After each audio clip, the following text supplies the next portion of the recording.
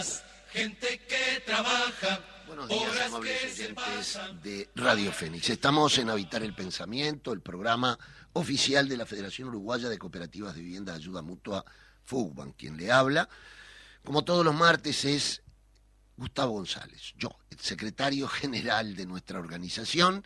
Hoy tenemos una invitada especial y de agenda pública, después vamos a nombrarla, pero primero invitarlos a todas y todos los cooperativistas y demás compañeras y compañeros que nos puedan estar escuchando, a que este miércoles en la sala Francisco Acuña de Figueroa tendremos del Palacio Legislativo, concretamente del anexo, tendremos un debate entre académicos que invitamos, amigos de la casa, como Valeria España, Marcelo Pérez, Alicia Artigas, a los efectos de discutir la importancia de una política de Estado en el tema de la vivienda. Y vaya si tendrá importancia en una rendición de cuentas miserable que deja el inciso de vivienda sin un peso más y nuevamente postergado como el inciso de menor aporte en el presupuesto nacional enviado por el Poder Ejecutivo. Última rendición de cuentas de este periodo que nos preocupa. Hemos ya tenido un pequeño triunfo, pero muy importante para la ciudadanía, que es que querían colar la liquidación prácticamente de la línea de la faja costera para que no se permitiera construcción allí. Es decir, una privatización encubierta de las playas, ni más ni menos. Bueno, el Ministerio de Vivienda retiró el artículo 306, lo cual consideramos altamente positivo. Esperemos que ahora, que comienza el debate artículo por artículo, también se quiten los otros artículos de la ley de ordenamiento territorial, porque tiene un viso realmente inconstitucional que dentro de una ley presupuestaria como la rendición de cuenta quieran modificar 14 artículos de la ley de ordenamiento territorial y medio ambiente.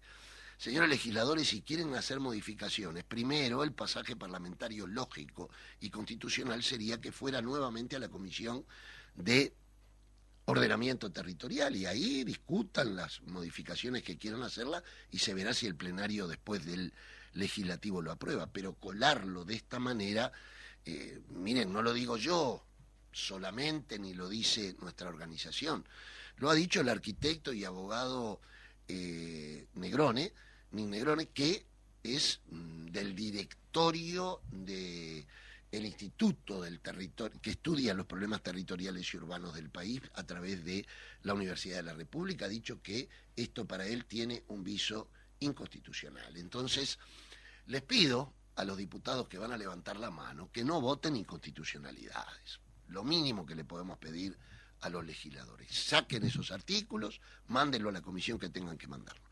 Lo otro, entonces, les decía que están invitados para mañana a las 19 horas en la sala Francisco Acuña de Figueroa, donde tendremos un debate sobre un derecho humano fundamental como es de la vivienda, que sigue siendo tratada como una mercancía en el sistema capitalista. En ese marco hay varios temas. Marcet, que se ha convertido en un nuevo personaje de los medios masivos de comunicación. Uno lee los diarios hoy y la tapa es el problema de este muchacho que sale en los videos y demás.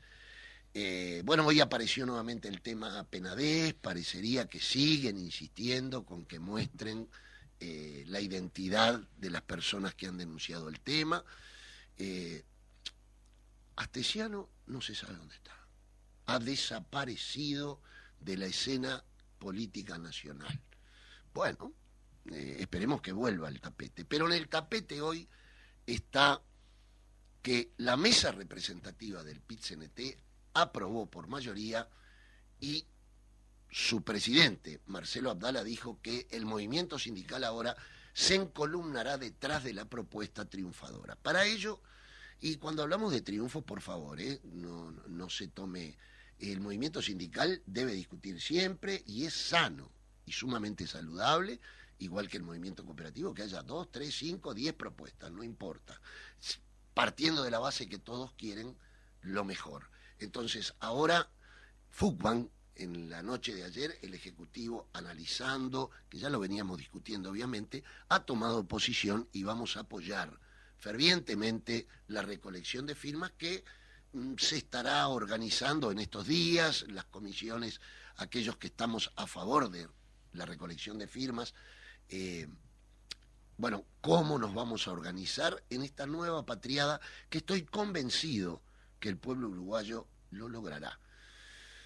Yo diría que tendríamos que llegar por lo menos a 280, 290.000 firmas para estar tranquilos cuando se vaya al registro de la Corte Electoral. Pero para esto estamos con la compañera Natalie Barbet, dirigente del Sindicato de Trabajadores de la Seguridad Social, que tuvo un papel destacado, como todos los compañeros, en la moción presentada a la mesa representativa de la pasada semana. Buen día, Natalie. Buenos días, muchas gracias por la invitación.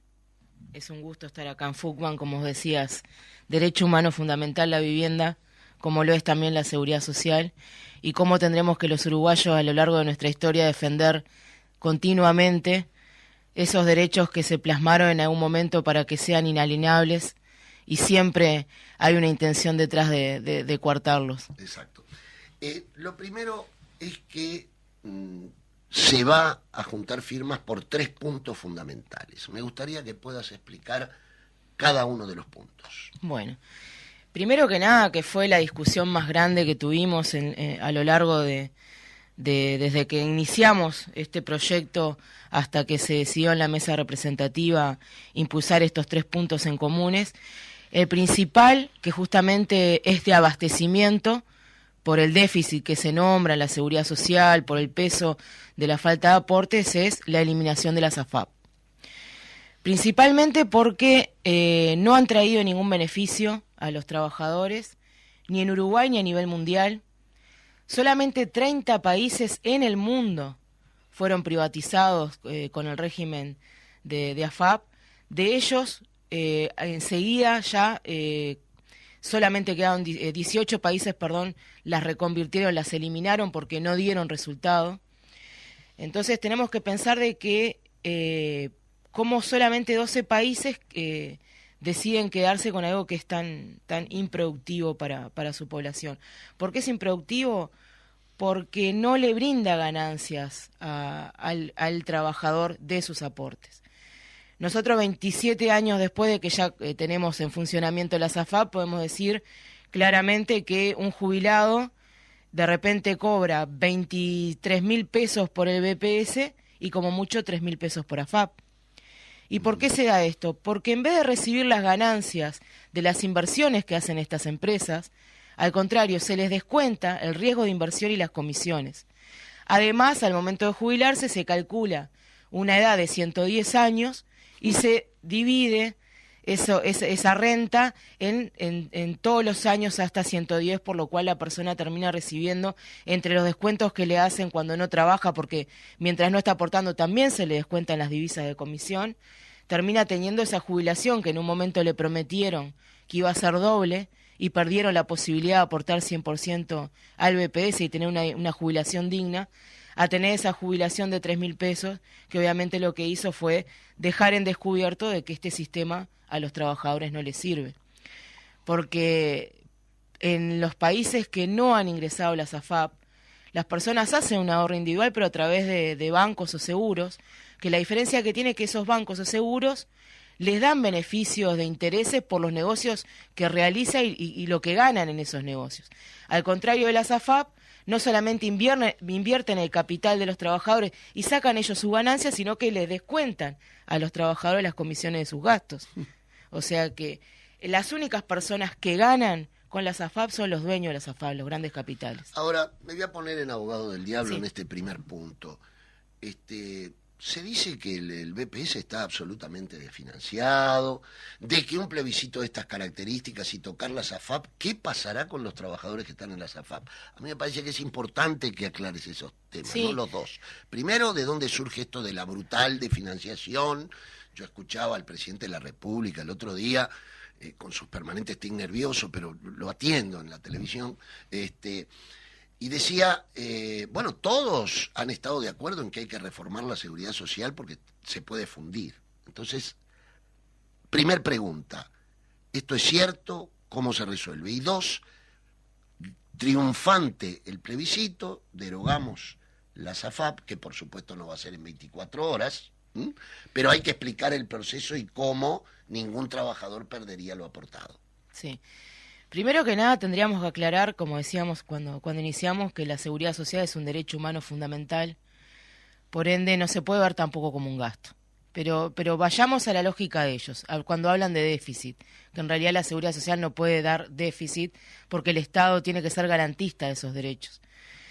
Cuando se empieza este recorrido de que nuestra seguridad social podría caer y se le empieza a generar a la población este miedo de que si no se reforma capaz que el día de mañana no se puede jubilar, se habla de que en el BPS hay un déficit de 650 millones. Tenemos que tener en claro que dentro de esos 650 millones que hablan, el déficit lo marcan los subsidios y no las jubilaciones y pensiones.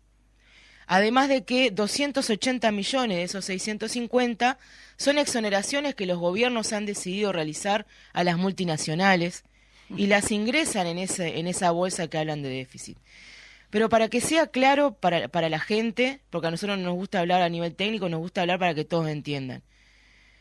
La seguridad social se mantiene, todo lo que son, porque la seguridad social no son solo jubilaciones y pensiones, son subsidios por enfermedad, por desempleo, asignación familiar, licencia por maternidad, las garantías de créditos cuando la empresa se funde y no le pagan el despido, se lo paga BPS, cuando la persona muere, las expensas funerarias, la pensión a la viuda o a los hijos, o sea, es un mundo enorme. ¿Y cómo se mantiene ese mundo?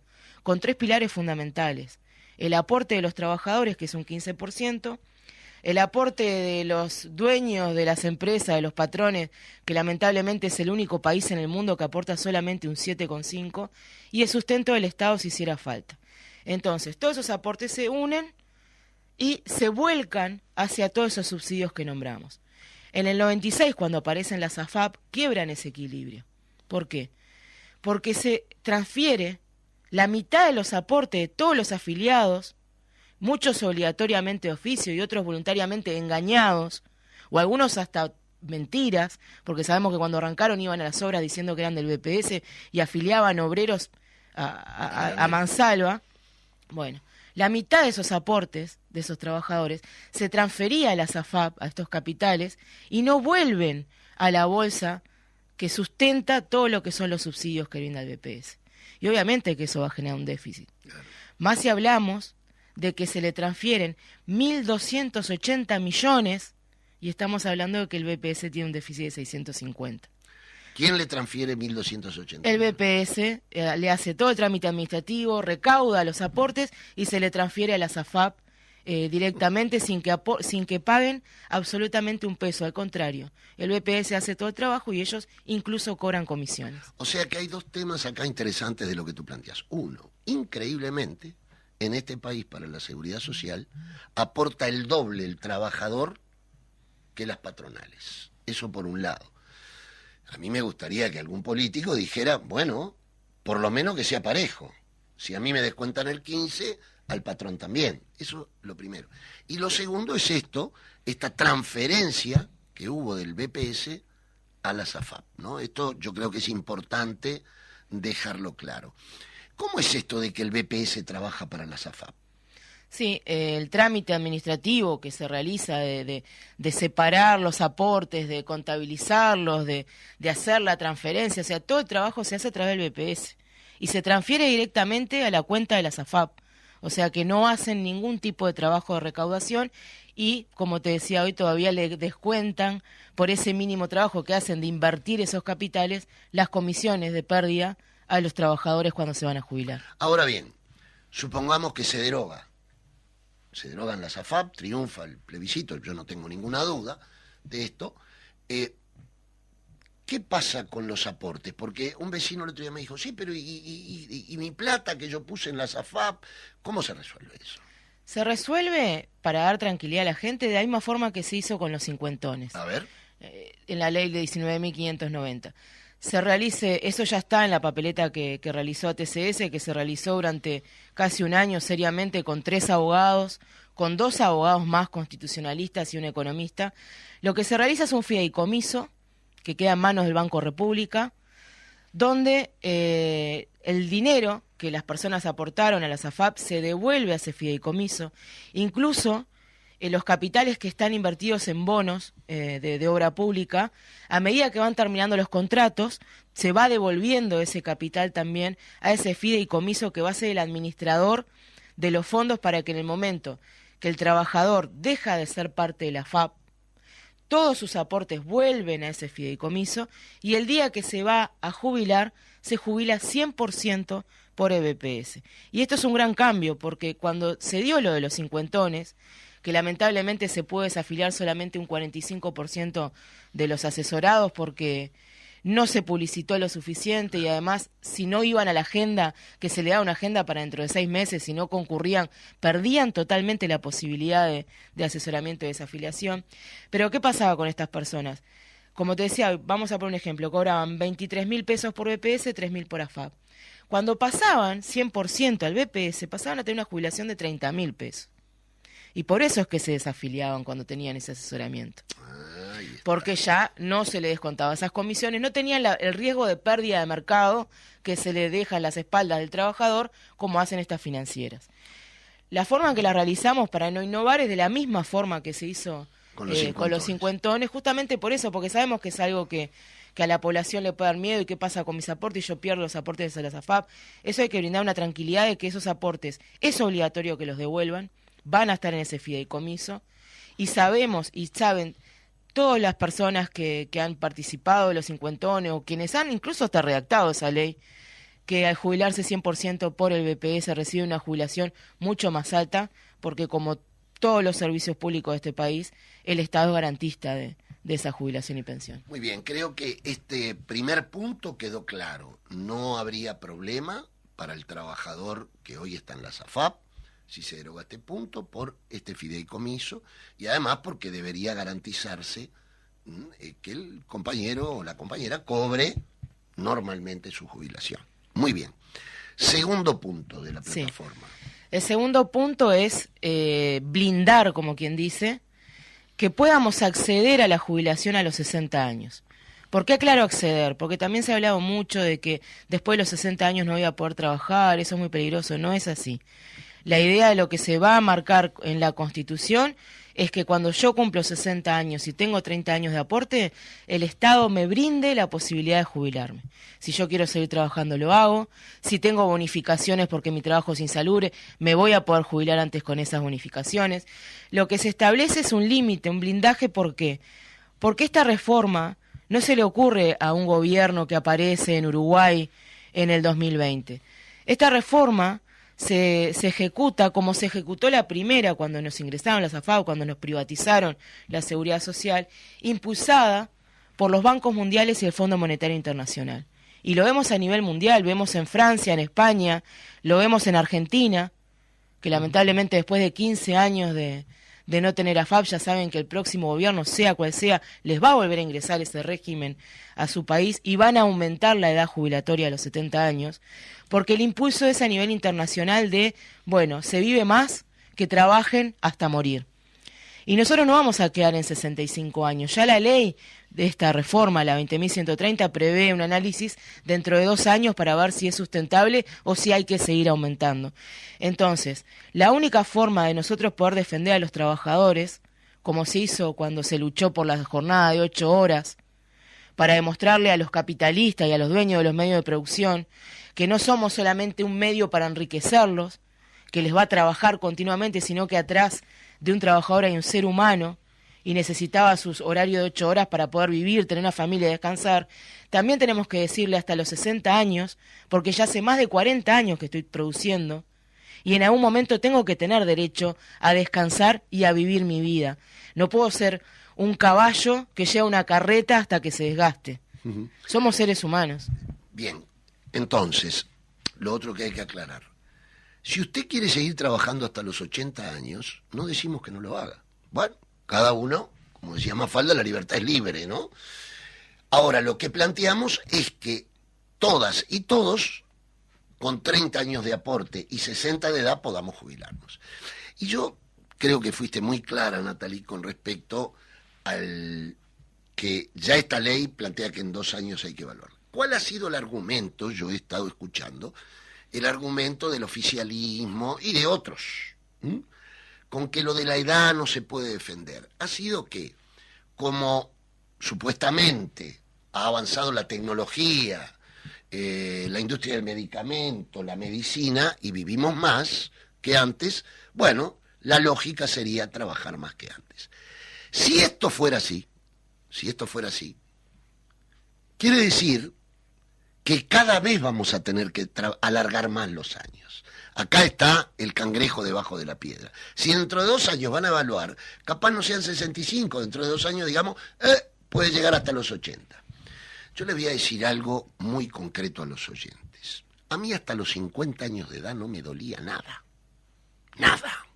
Trabajaba todo el día, jugaba al fútbol, hacía las cosas que tenía que hacer. A partir de los 50 años, vos no, porque sos muy joven, pero yo empecé ya a tener dolorcitos, que un bracito, que la mano, que la rodilla. A los 60 ni te digo. Pero quiero aprovechar ser abuelo y abuela y hacer lo que no pude hacer mientras trabajé. Habrá muchos oyentes que de repente quisieron hacer canto, o quisieron hacer teatro independiente, o quisieron leer más, y vos no podías porque tenías trabajo todo el día, etcétera, lo que implica. Por lo tanto, acá hay que defender la mejor vida. El capital es extraordinario porque nos ha acostumbrado a que, por ejemplo, si yo le pregunto a los oyentes, ¿cuánto ha sido al teatro este mes? Y si usted es un trabajador o un jubilado, o cuántas veces salió con su familia a comer algo afuera. Seguramente fue al fondo de la casa o al jardín, pero no a comer afuera. Y nos han acostumbrado a que es normal, por ejemplo, no tener para comprar todos los días el diario y informarte. Me dirán que ahora hay online, bueno, si tenés computadora, ¿no? Entonces, en ese marco yo creo que está clarísimo que hay un problema filosófico acá. Nosotros queremos los últimos años de nuestra vida, como estemos, ojalá con la mejor salud para cada una de nosotros, aprovechar esos años de la vida en cosas que no hicimos. Y tener la belleza de la abuelez. Está claro lo de los 60 años. Ahora tenemos un tercer punto, pero me parece, Federico, que vamos a una tanda, así atendemos más a Natalie después de la tanda. Casas, gente que trabaja. Continuamos en Habitar el Pensamiento, programa oficial de FUBAN. Y hoy estamos con Natalie Barbé, dirigente de ATCS, para conversar sobre la moción aprobada y asumida por el conjunto del movimiento sindical y que ayer se pronunció FUBAN también.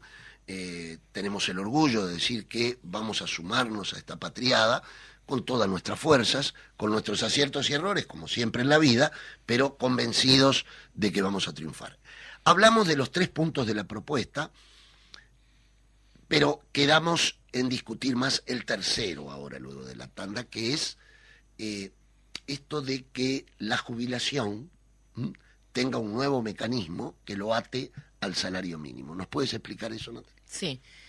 La idea fue, primero que nada, generar un aumento en las jubilaciones, en la jubilación mínima, no el básico, que es el que se paga cuando con los aportes no llegás a ese mínimo, entonces se sustenta. ¿Cuánto es eso? Actualmente son 17.500 pesos. Perfecto. La idea fue que se equiparara con el salario mínimo nacional.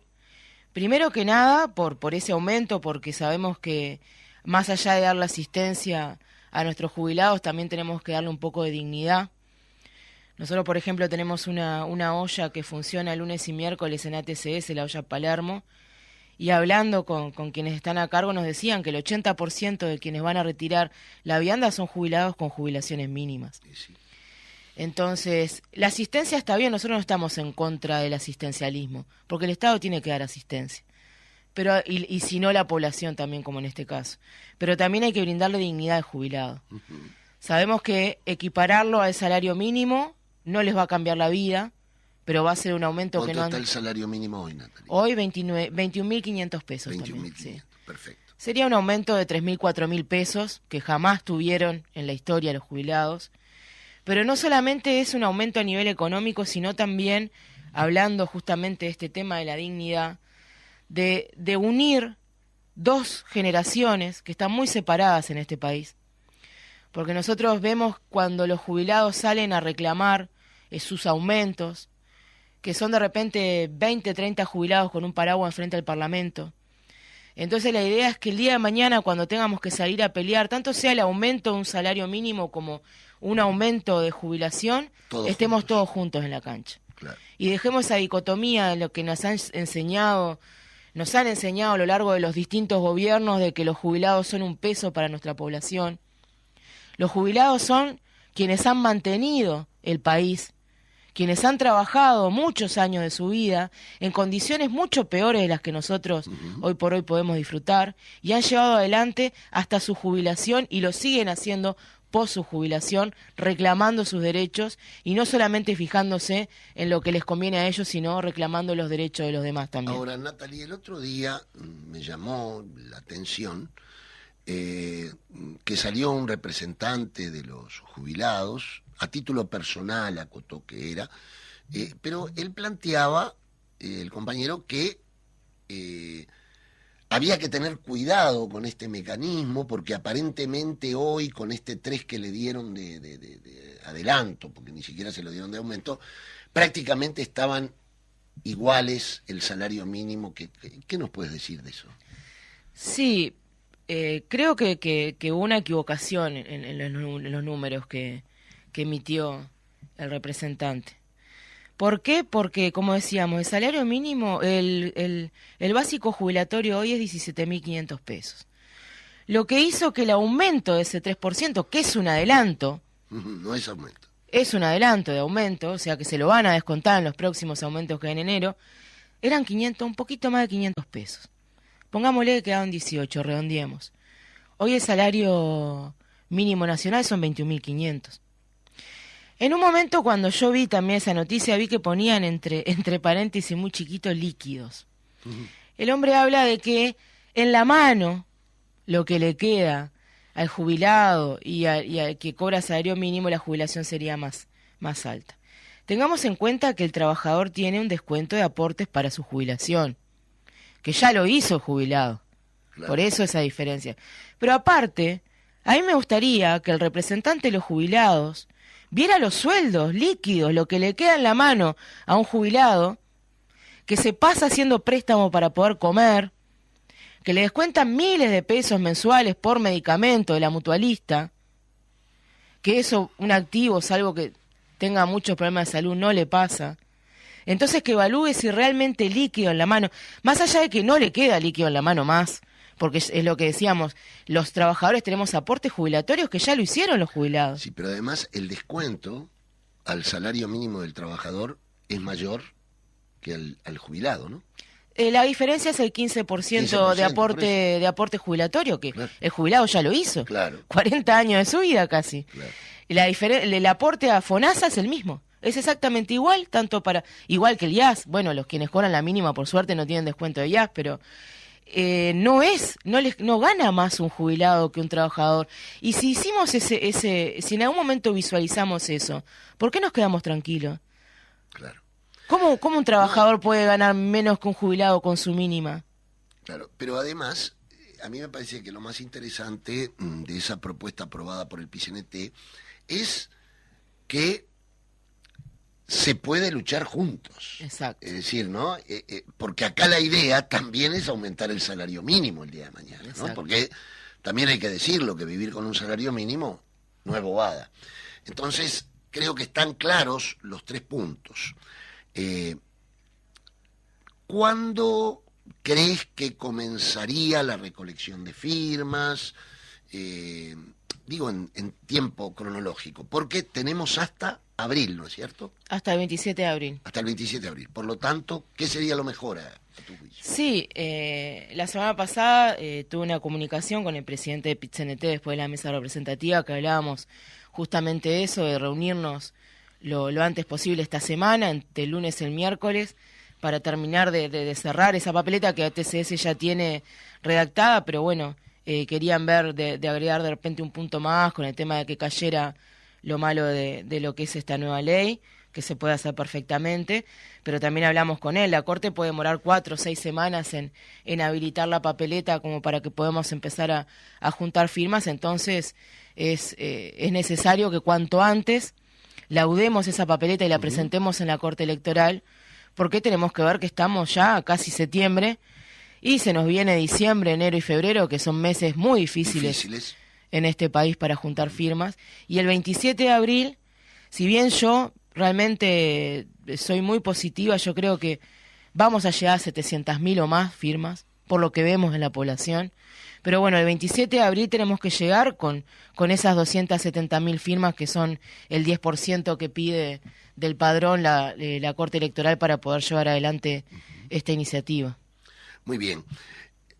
Las pautas de la campaña serán discutidas en una comisión amplia, me imagino, y se verá en su momento.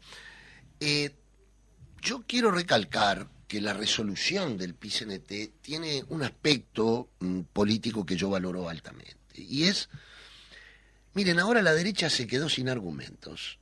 Ahora no le pueden decir más FAPIT, ¿no? Siguen insistiendo con eso. Para confundir, siguen. Ahora, señores, lean bien la realidad. El Frente Amplio aún no se ha pronunciado frente a este plebiscito. Es más, hay sectores del Frente Amplio que han dicho que no están de acuerdo con este plebiscito. Sin embargo, el movimiento sindical, haciendo gala de su independencia política en esta mesa representativa, aprobó sin que hubiera injerencia real en la propuesta que salió aprobada de el Frente Amplio. Esto me parece que es muy importante para todos los tontos que dicen que todos los movimientos sociales le seguimos la corte al Frente Amplio, ¿no es cierto? En el caso de Fuban nos han dicho 1.000.000 de veces eso y no se dan cuenta que la mayor huelga de pago que tuvimos por el 2% se lo hicimos al gobierno del Frente Amplio, porque uno como dirigente social tiene que tener claro que defiende los intereses de sus asociados, en el caso de Fuban, en el caso del movimiento sindical, de su clase, ¿no? Entonces, eso nos parece importante. ¿Cuáles son los riesgos que tú ves en esta campaña? Los posibles riesgos que pueda haber. En realidad, el riesgo es seguir discutiendo y no lanzar la papeleta y que nos dé el tiempo para poder no convencer, sino hacerle llegar la información a la gente. Yo estoy segura que la gente no se convence, sino que se le brinda información y ellos deciden. Y bueno, parte fue justamente por lo que quisimos impulsar este plebiscito, para darles las herramientas a la población y que ellos después decidan cuando van a emerger su voto. No creo que haya inconvenientes, porque creo que hay una parte de este plebiscito que los políticos progresistas principalmente no han visto. Creo que cuando lleguemos a la cancha a juntar las firmas lo van a poder ver. Y es la acumulación que genera, porque desde por lo menos yo tengo 44 años, hasta el día de hoy, no he visto una iniciativa que sea tan genuina al pueblo como es el aumento de la edad del básico jubilatorio, un aumento en jubilaciones y pensiones, como es el proteger al trabajador, que sabemos que con más de 50 años no va a encontrar trabajo. Bueno, eso es importante también, ¿no? Es importante porque también las personas que han salido a criticar este plebiscito, que dicen cómo vamos a mantener nuestra seguridad social si trabajan hasta los 60, hay que ser claro a la población. Cuando se empieza a hablar de este déficit del Banco de Previsión Social, no se revisó ni el aporte patronal, las exoneraciones que tiene el clero. En un país laico, el clero no aporta a la seguridad social, las exoneraciones que tienen los colegios privados, las mutualistas, que son los medios de producción más altos de capital que tenemos en este país, no aporta a la seguridad social, las mutualistas privadas no aportan a la seguridad social. Tampoco revisaron las exoneraciones, esos 280.000 que pusieron en los 650 millones que hablaban de déficit, de exoneraciones que se le dieron a multinacionales con la promesa de generar empleo y que hoy sabemos... ¿Tenés algún ejemplo de eso? Tenemos un ejemplo, UPM, por ejemplo. UPM. 5.000 trabajadores ingresó. Hoy hay 200. ¿Se revieron las exoneraciones que se le realizaron? No. Zona Franca. ¿Cuántos empleados tiene hoy Zona Franca? Que no aportan. Y están exonerados, exactamente. Entonces, ahí vemos cuáles son las iniciativas. Acá el problema no es cómo sustentar, porque si quisiéramos sustentar, hubiéramos eliminado la SAFAP y hubiéramos traído más del doble de ese déficit nuevamente para la seguridad social. ¿Sabés que ayer discutiendo en el Ejecutivo de Fútbol, un compañero de la dirección planteó que no sé dónde leyó o escuchó de que un gerente de la SAFAP está en el orden de los 500.000, 550.000 pesos por mes? Y un director, 1 millón por mes. Un director de la SAFAP 1 millón. Barbaridad. Sí. Por eso mismo decíamos, los únicos que se benefician con la SAFAP son los capitalistas, los capitales, y no casi, sino también a nivel mundial, porque son los mismos que invierten en estos capitales, claro. Son los que tienen, como dicen, los huevitos en varios canastas. El tema es que tenemos que ser responsables cuando decimos quiero que trabajen más, porque vivimos en un país que no nos olvidemos que cuando nos quedamos sin trabajo, se nos dan en vez de 6 meses, 1 año de subsidio por desempleo a los mayores de 50 porque se sabe que no van a conseguir trabajo. Claro, no es fácil conseguir trabajo. Donde... Salvo el señor que aparece en la televisión que está loco de la vida, además, exacto. Por trabajar más. Eso es otra cosa, qué dicotomía, ¿no? Que un país tenga que estar contento porque sus jubilados Terrible. tengan que volver a trabajar. La verdad que debería darnos más vergüenza que alegría. Sí, que además la mayoría de los jubilados que tienen que vuelven a trabajar es porque no les alcanza la jubilación. Exacto. Entendamos, no. Exacto. Puede haber alguno que por amor al arte quiera trabajar, pero en realidad es porque no le alcanza y bueno, agarra sí. otra changa. Son muy cómicas las publicidades que están haciendo, porque la otra vez hablábamos con mis compañeros, una de las publicidades que la señora dice, ahora voy a poder trabajar de recepcionista. Sí. Yo fui recepcionista y ya a mis 20 años, la edad máxima para entrar como recepcionista eran 25. Claro. Entonces quiero saber qué empresa va a tomar una persona de 65, 70 años para, no. para recepcionar la empresa misma. Totalmente descabellado. Pero por eso mismo, en ese mismo país donde en el Banco de Previsión Social se larga un llamado y se pone un límite de edad de ingreso de 40 años, en ese mismo país el presidente del Banco de Previsión Social dice que hay que trabajar más. Claro. Entonces, ¿a dónde va a trabajar? ¿A dónde vamos a mandar a un trabajador que se quede sin empleo a los 58 años para que viva esos 8 años que le quedan hasta los 65 para poder mantenerse antes de que el Estado le brinde una jubilación? Que además tiene que haber solidaridad intergeneracional. Tengamos en cuenta que el jubilado, que desgraciadamente tiene que volver a trabajar, también está empujando a un joven a que no ingrese en ese trabajo. Es decir, acá es la guerra de pobres contra pobres lo que quieren impulsar, ¿no? En ese sentido yo creo que tenemos que aguzar muy bien el relato que vamos a hacer, porque van a tratar de hacer ese relato. Yo recuerdo cuando nos decían, el trabajo es salud. Sí. Yo quisiera que un sanitario de una obra de construcción con 3 grados en invierno pone las manos en la cañería de la obra, o cuando yo trabajaba en la fábrica tirando cajones todo el día, que la mayoría de mis compañeros tienen problemas de columna, hoy jubilados, o la oficinista que tiene también problemas de columna, o la telefonista que su audio se pierde con los años, o la maestra que se queda sin voz, ¿no? Es decir, toda la serie de trabajos que traen enfermedades profesionales, digamos, aquello de que el trabajo es salud y popularmente se decía entonces que trabajen los que están enfermos, ¿no? Exacto. Riéndose un poco el movimiento popular de esa barbaridad. En realidad uno tiene que tener la vida cuanto más tiempo posible para desarrollarse como ser humano. Y el trabajo alienante poco desarrolla al ser humano. Disciplina, es bueno, es saludable. Bueno, es todo un debate que todavía la humanidad no lo ha saldado.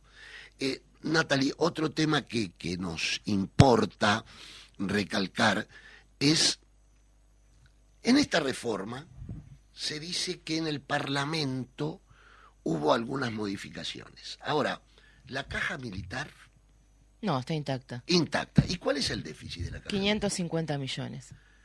100 millones menos que el BPS que sustenta el 95% de la población. Y no se toca. No se toca. Y se jubila a... Los 40 años. A los 40 años. Exacto. Miren, en ese marco yo creo que también hay que pensar en eso, ¿no? Bueno, si vamos a reformar, reformemos todo lo que genera déficit, no algunos, ¿no? Esto es importante también. ¿Cuál puede ser también una defensa de la seguridad social como derecho humano? Se habló mucho del problema de, por ejemplo, los subsidios a la viudez. ¿Cómo está eso? No, la pensión a la viudez con esta nueva ley quedó intacta. Bien. Fue por iniciativa de Manini, que no permitió que se tocara lo de las pensiones. Lo que ha mejorado, por eso mismo nosotros de un principio no quisimos ir contra esta ley, sino que apuntamos contra esos 3 puntos estructurales que hacen caer lo más, como quien diga, nefasto para la población de esta ley, porque algunas cosas, muy pocas, pero las mejoraron, por ejemplo, la pensión que le queda a un hijo de un trabajador que lo recibe hasta cumplir sus 24 años, etcétera. La idea principal de esto, y tenemos que tener claro, porque cuando van a la población y le hablan de que hay que trabajar más, que la seguridad social no se sustenta, tenemos que tener claro quiénes son quienes mandan esos mensajes. Son los mismos que tuvieron la posibilidad, cuando hacían esta reforma, justamente, de quebrar con muchos paradigmas de déficit, como son las exoneraciones, privilegios de otras cajas, los aportes de las empresas, el capital, seguimos insistiendo, que sale del globo de la seguridad social, de la solidaridad que se necesita para nuestra seguridad social y se va a la ganancia solo de capitalistas. Esas mismas personas que hoy se paran, tanto de derecha como de izquierda, a hablar en contra de esta iniciativa, en ningún momento generaron una iniciativa, aunque sea parecida, para realizar ni siquiera mejoras de políticas de empleo. Porque yo creo que antes de decir tienen que trabajar hasta los 65, tengo que generar empleo para que puedan trabajar hasta los 65.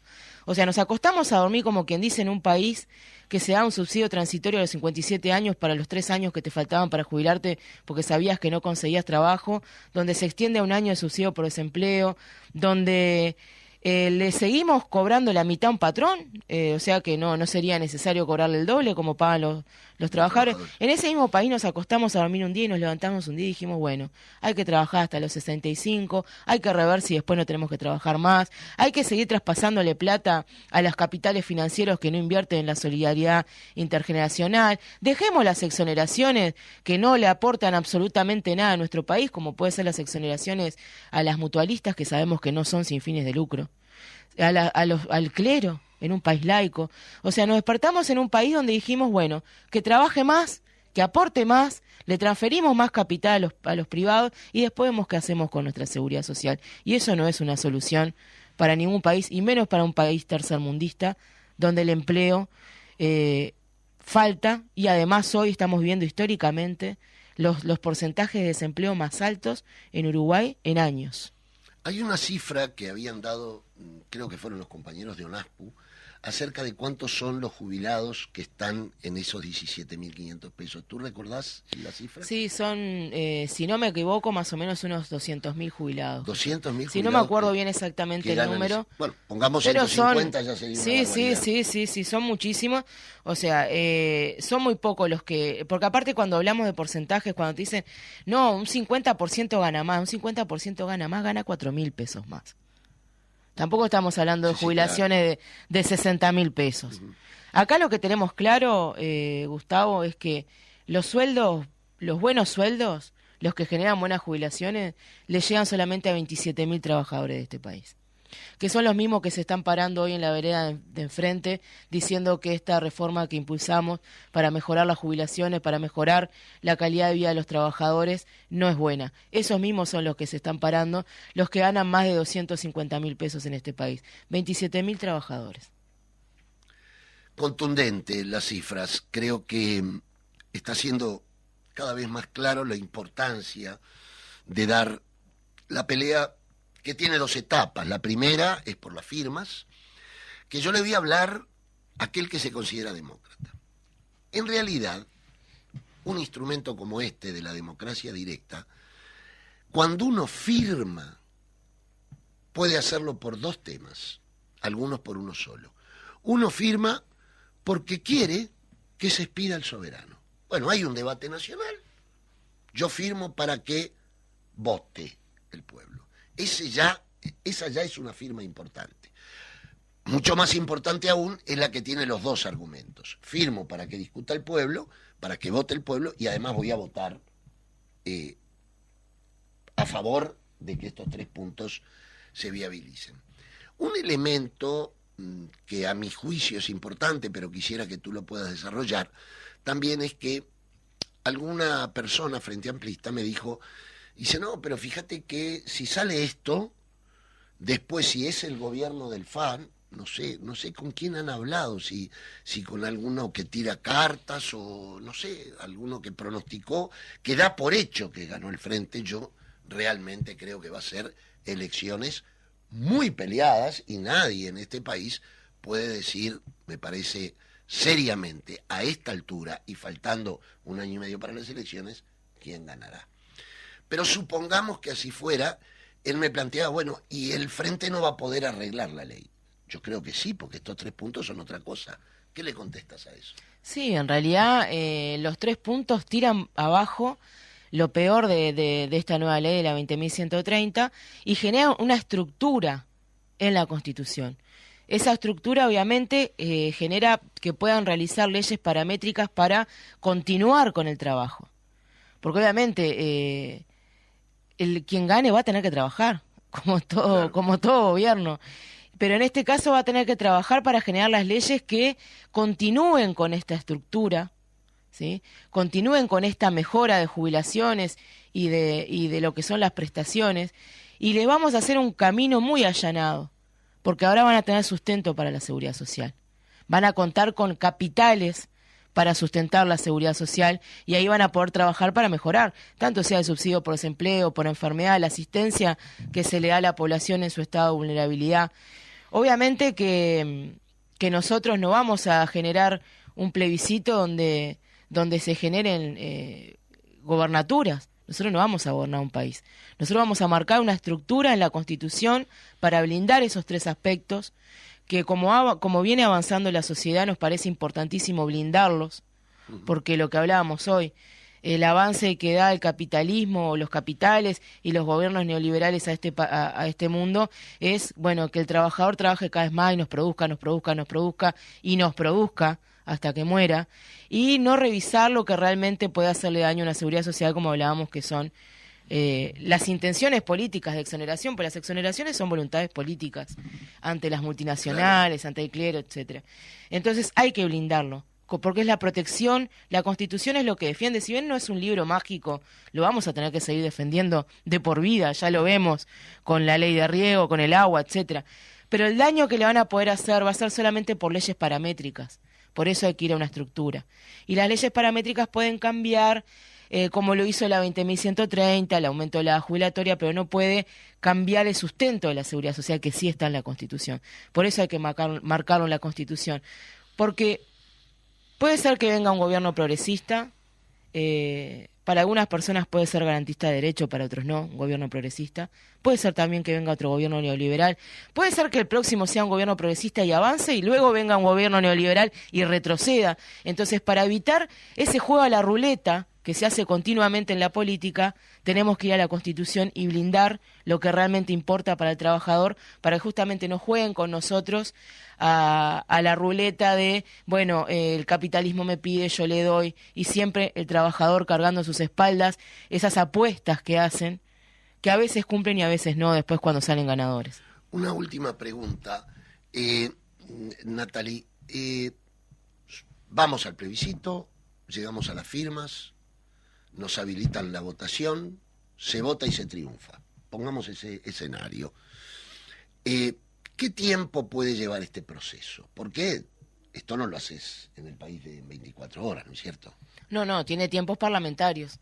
Obviamente, una vez que se gana el plebiscito, se reforma la Constitución, los tiempos parlamentarios de esa reforma, y luego justamente va a tener que el gobierno que asuma seguir trabajando, como te decía hoy, las leyes que se van a desprender de ese cambio de estructura.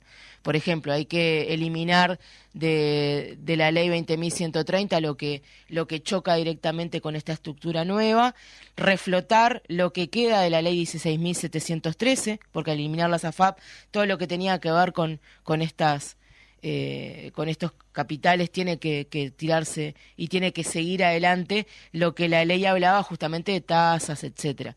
Porque también la papeleta que nosotros impulsamos tiene una enmienda donde habla de que las prestaciones no sean peores o inferiores a lo que marcaba la ley 16.713, por lo cual todas las iniciativas que tiene esta nueva ley que perjudican, por ejemplo, una jubilación por imposibilidad física, que siempre se le dio, porque normalmente esa jubilación, esa enfermedad la genera el trabajo, en la mayoría de los casos, se les da una jubilación de un 65%. Esta nueva ley hace que si contaban con los años como para llegar a jubilarse a la edad jubilatoria, con los años de aporte, etcétera, se les da solo el 45%.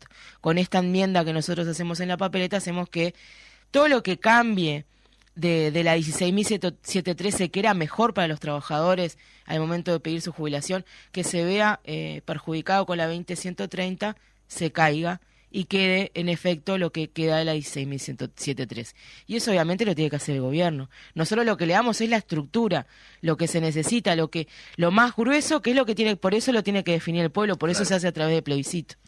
Muy bien, te agradecemos mucho, Natalie, el haber estado con nosotros. Por favor, gracias a ustedes y bueno, y a las órdenes para cuando quieran. Muy bien, yo antes de despedirnos definitivamente, quiero decir que como hoy ya planteaba, estamos apoyando esta nueva patriada de nuestro pueblo con la recolección de firmas de la resolución que ha asumido la semana pasada la mesa representativa del PICNT, porque además como cooperativistas siempre decimos lo mismo, antes que eso somos trabajadores, y en nuestros barrios, sobre todo en los grandes complejos habitacionales de los años 70, hay muchísimas y muchísimos jubilados, que inclusive hay comité de abuelos y de jubilados muy fuertes, que siempre salen a las movilizaciones de UNASPO, de nuestras cooperativas, por el tema de aumento de las jubilaciones y demás, y por lo tanto para FUCBAN es clave el bienestar de su gente, y por lo tanto vamos a salir a peinar todas las cooperativas con la papeleta, y más allá de fronteras de la cooperativa. Este será un trabajo intenso, boca a boca, masivamente. No vamos a tener a los grandes medios masivos de comunicación todos los días con nosotros. Ojalá se abran varios debates en los programas, pero como ahora la mayoría de los programas son o si cantás bien o si cantás mal, y si tenés suerte en la vida. Si los escalones eso, el otro que te tira hasta el fondo de la tierra, ¿no? Es decir, no hay programas, porque la polémica en el bar en realidad es de película. Tenés chef que son politólogos, tenés periodistas deportistas que parecen diputados, que te cuentan dónde pasaron las vacaciones. Es una cosa, es el surrealismo este país ya en la televisión. Bueno, ojalá este plebiscito permita tener programas donde se discuta de cultura, donde se discuta de los problemas centrales del país. Es decir, sería Alicia en el País de las Maravillas, sería ese. Pero no, vamos a seguir teniendo este tipo de programas, lamentablemente. Entonces, el boca a boca es fundamental, el volante, el hablar en la reunión familiar, el preguntarle qué vas a firmar si no firmaste todavía. Bueno, será una lucha titánica. Nos veremos el próximo martes, pero antes de ir al próximo martes los invitamos a todas y todos los compañeros cooperativistas a escuchar mañana el debate que vamos a hacer en el corazón mismo del anexo del Palacio Legislativo, que los diputados en ese momento estarán discutiendo artículo por artículo la rendición de cuenta escuálida que ha dado este gobierno para la vivienda. Nos vemos el próximo martes, Habitar el Pensamiento, de 10 a 11 en el programa oficial de FUCBAN. Esa mano, vecino, no vaya a olvidar que levantar nuestras casas es el principio y no el final. Vivan las cooperativas, se unen manos amigas por todo el Uruguay. Viva el cooperativismo, donde nuestros hijos se van a criar. Y al pensar se oirá